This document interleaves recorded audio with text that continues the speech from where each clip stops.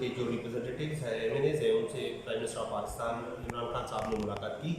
اس ملاقات میں جو اسلام آباد میں مائنورٹیز کے حوالے سے ڈیولپمنٹس ہو رہی ہیں اس کے متعلق ان کو آگاہ کیا گیا. جو 2017 میں CG کی جانب سے NCA کے حکم پہ ایک پلاٹ ملا ہوا تھا اس ٹیمپل کے لیے کہ یہ اسلامک ریپبلک آف پاکستان کے کیپٹل میں ٹیمپل کوئی نہیں بنا تھا 1947 سے. اس کے لیے ایک پلاٹ ملا ہوا تھا, اس کی اناگوریشن ہو چکی تھی. تو 2 دن پہلے میں نے اس کو اناگوریٹ کیا ہے. اس کے حوالے سے ایک جو ہمارے ریلیجیس افیئرس کے منسٹر ہیں نور القادری صاحب نے, انہوں نے ایک پورا جو CG سے پلان منظور ہوا ہے ٹیمپل کا, ٹیمپل ہوگا, شمشان گھاٹ ہوگا, اس میں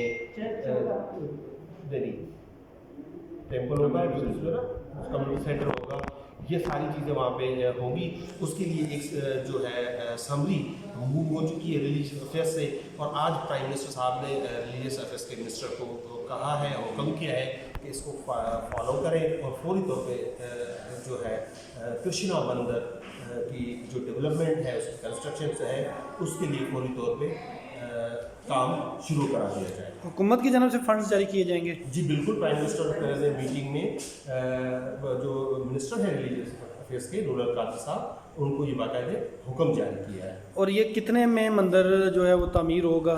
لاگت جو ایسٹیمیٹ کاسٹ ہے وہ 100 ملین ہے, یعنی 10 کروڑ روپے جو اس میں لگیں گے. اور یہ اسٹیٹ آف آرٹ ٹیمپل ہوگا. اور میں دوبارہ ایک دفعہ ریپیٹ کرتا چلوں, یہ مندر جو ہے 1947 کے بعد پہلی دفعہ یہ مندر بنے گا.